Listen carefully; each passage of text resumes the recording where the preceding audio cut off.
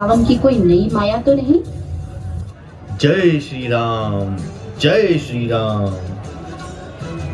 इस प्रकार मेरे प्रभु का नाम लेने वाला इस लंका में कौन है?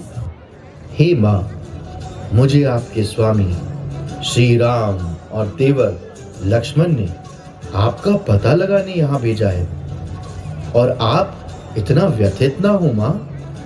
प्रभु श्री राम और पूरी वानर सेना आपको लेने आ रही है। हे पुत्र, क्या बाकी सारे वानर भी तुम्हारी तरह हैं? पुत्र, मुझे अपने प्रभु के पराक्रम पर पूर्ण विश्वास है, परंतु तुम और अन्य सभी वानर इन क्रूर और विशालकाय असुरों का सामना कैसे करोगे? माँ, अपने नेत्र बंद कीजिए।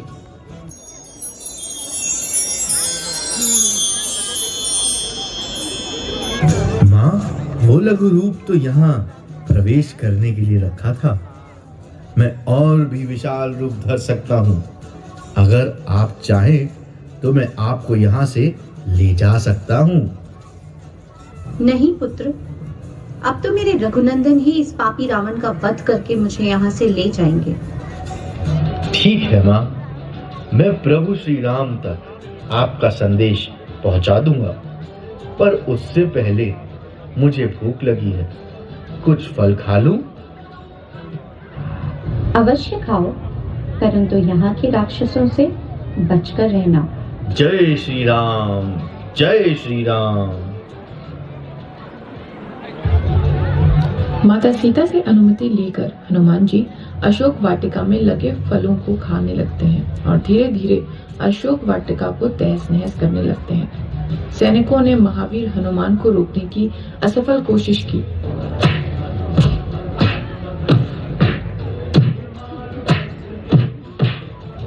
फिर आए रावण के छोटे बेटे अक्षय कुमार, जिनको हनुमान ने मार गिराया। अक्षय कुमार के मरने के बाद रावण ने अपने बड़े पुत्र मेघनाथ, जिन्हें इंद्रजीत के नाम से भी जाना जाता है, जय श्री राम, जय श्री राम। रुक रुक दुष्ट वानर, रुक रुक जा, वरना अभी तुझे परमात्मा से मिलवाता हूँ। जय श्री राम, जय श्री राम। अगर पिताश्री की आज्ञा नहीं होती तो मैं तुम्हें यही मारकर अपने भाई की मृत्यु का बदला ले लेता। घमासान युद्ध के बाद हनुमान जी को पकड़ने के लिए मेघनाथ ने ब्रह्मास्त्र छोड़ा। हनुमान, जिन्हें कोई अस्त्र और शस्त्र नुकसान नहीं पहुंचा सकता था, स्वयं ब्रह्मास्त्र की मर्यादा रखने के लिए बंधक बन गए।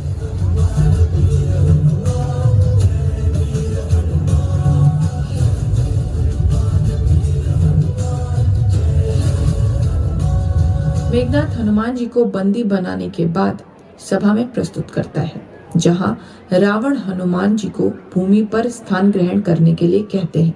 ये देखकर हनुमान जी के मन में एक लीला आती है और वो अपनी पूंछ को लंबा करके रावण से भी ऊंचा सिंहासन बनाकर बैठ जाते हैं। धूर्त वानर, तू कौन है और यहाँ पर इतना उत्पात क्यों मचा रहा है? मैं प्रभु श्री राम का दूत हूँ और माता सीता का पता लगाने आया हूँ। एक वानर का इतना दुस्साहस कि वो मुझे चुनौती दे, दशानन रावण को? मूर्ख वानर, लगता है तुझे अपने जीवन से प्रेम नहीं है। मैं भी देखता हूँ कि तुम्हारे राम में कितनी शक्ति है। सैनिकों, इस वानर को ले जाओ और उसे मृत्यु दंड दे दो। राम को भी पता चलना चाहिए कि रावण कौन है। क्षमा कीजिए भ्राताश्री, लेकिन ये वानर एक दूत है और दूत को मारना युद्ध नीति के विरुद्ध है। क्यों ना इसको जलाने की जगह इसकी पूंछ को जला दे? बिना पूंछ का वानर खुद ही मर जाएगा और राम तक हमारा संदेश भी पहुंच जाएगा।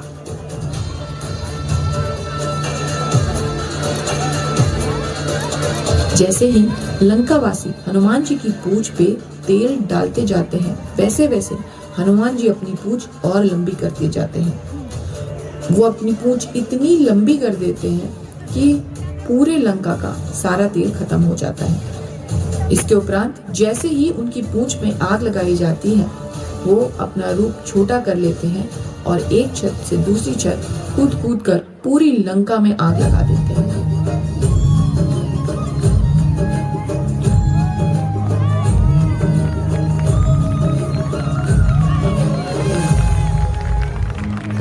साधु आज्ञा कर फल ऐसा, जरई नगर अनाथ कर जैसा।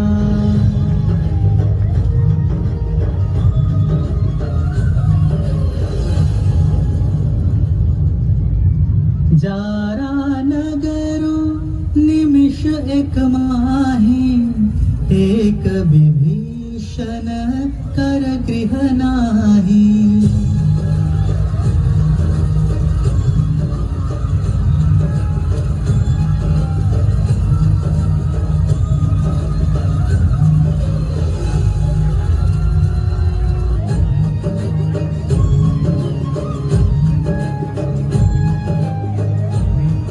और लंका में आग लगाने के बाद हनुमान जी माता सीता के पास पहुंचते हैं और उनसे आशीर्वाद लेकर और पहचान चिन्ह के लिए चूड़ामणि लेकर चले जाते हैं।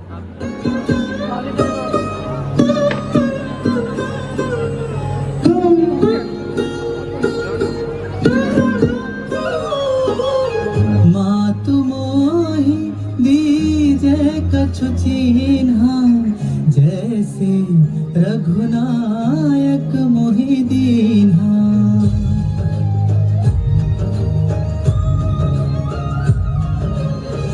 चूड़ामणि उतार तब दयालु, देखी पवन। जय श्री राम। प्रभु प्रभु, हनुमान ने माता सीता का पता लगा लिया। चलत मोहि चूड़ामणि दीन्ही, रघुपति हृदय लाई सोई लीन्ही। नाथ जुगल लोचन भरी बारी, वचन कहे कछु जनक कुमारी। हे पवन पुत्र, मैं इसके लिए तुम्हारा सदैव आभारी रहूंगा। जय श्री राम। वहीं दूसरी तरफ लंकापति रावण को विभीषण बार बार समझाने का प्रयत्न करता रहा। माता सीता को श्री राम के पास वापस भेजते। विभीषण से क्रोधित होकर रावण ने विभीषण को लंका से निकाल दिया। अस कहि चला विभीषण जबहि, आयुहीन भये सब तबहि। साधु अवाज्ञा तुरत भवानी, कर कल्याण अखिल कहानी। जिसके बाद विभीषण समुद्र लांघकर श्री राम के शिविर में पहुंचा। आशा कहि करत दंडवत देखा, तुरत उठे प्रभु हर्ष विशेष। दीन वचन सुनी प्रभु मन भावा, विशाल गहि हृदय लगावा। पूरी वानर सेना समुद्र के तट पर पहुंच गई, पर सामने आई सबसे बड़ी दिक्कत, क्योंकि इतनी बड़ी सेना समुद्र को पार कैसे करेगी। मैं सागर देवता से अनुरोध करूंगा कि वो हमें मार्ग बताए।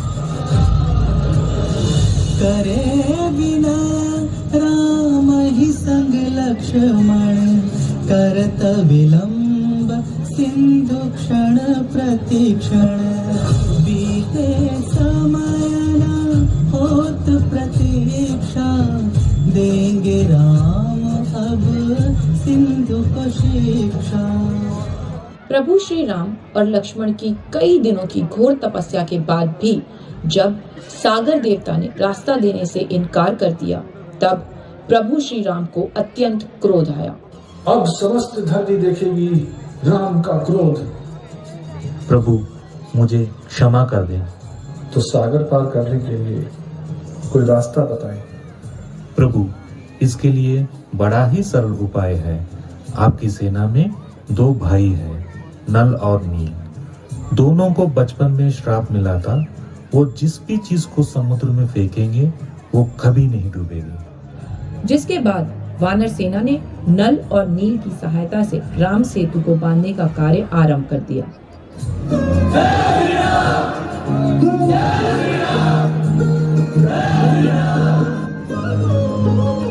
बहुरी राम छवि धाम बिलो की, रहे उठ टुकी एक टक पल रोकी।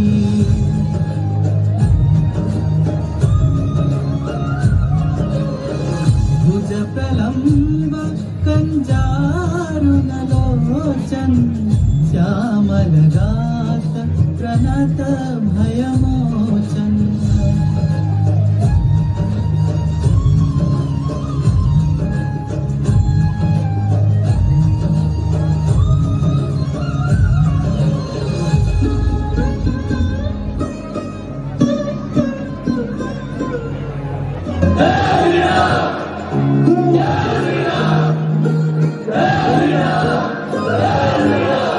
बाधी सेतु अति सुदृढ़ बना, देखी कृपा निधि के मन भावा।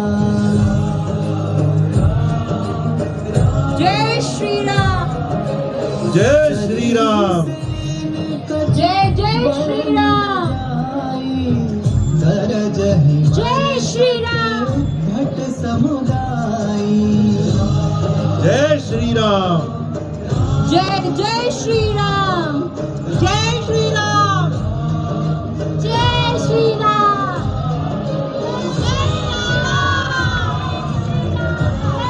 लंका पहुंचने के बाद प्रभु श्री राम जय अपने श्री मंत्रियों राम। के साथ विचार विमर्श करने के उपरांत ये निर्णय लिया कि बाली पुत्र अंगद रावण के पास संधि का आखिरी प्रस्ताव लेकर जाएंगे।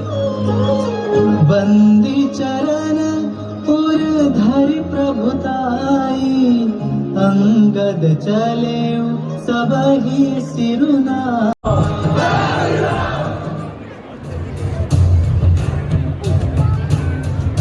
हे लंकापति, मैं यहाँ प्रभु राम का संधि प्रस्ताव लेकर आया हूँ।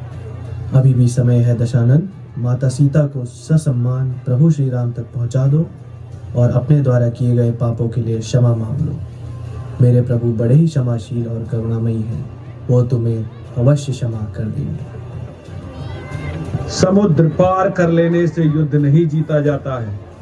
युद्ध जीतने के लिए योद्धा और सैनिक चाहिए, ना कि वानरों की सेना। जाओ, कह दो अपने राम से, अब इस बात का निर्णय युद्ध भूमि में ही होगा। ए मूर्ख वानर, जाके अपने उस राम से कह दे कि योद्धा युद्ध करते हैं, बार बार संधि प्रस्ताव नहीं भेजते। इंद्रजीत, तुम्हारे जैसे अज्ञानी के लिए तो मैं ही काफी हूँ।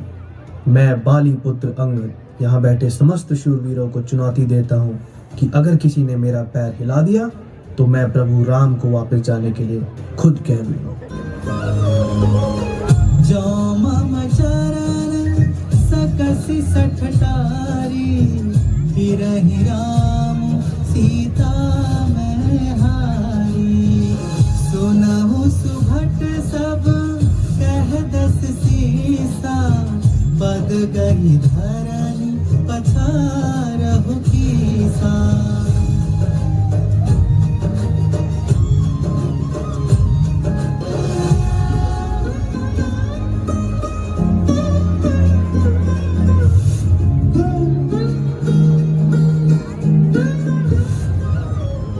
हे दशानन, आप तो मेरे पिता के मित्र हैं, आप मेरे पैर कैसे छू सकते हैं? ठीक है, फिर युद्ध भूमि में ही भेंट होगी।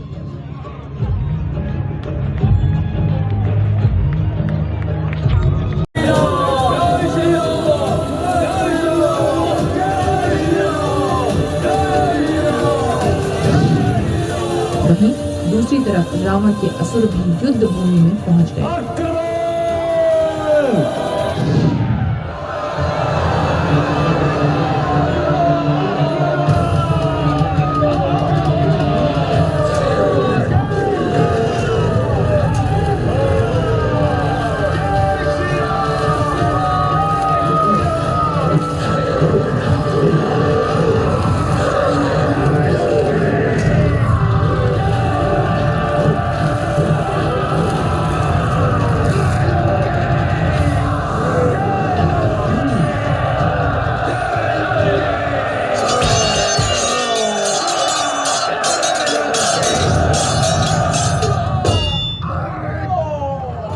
फिर युद्ध नियम के अनुसार युद्ध का बिगुल बजा तथा सबसे पहले सीधा युद्ध रावण के पुत्र मेघनाथ और सुमित्रा नंदन लक्ष्मण के बीच हुआ।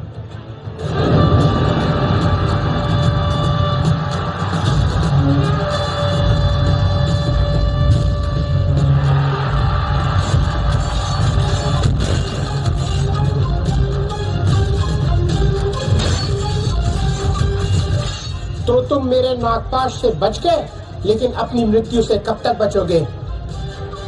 माया का इस्तेमाल करके तुम कब तक झूठी जीत का दावा करोगे मेघनाथ? तुम जानते नहीं तुम किससे लड़ रहे हो। मेरा नाम इंद्रजीत ऐसे ही नहीं पड़ा। मैं इंद्र नहीं हूँ जो तुमसे हार जाऊं।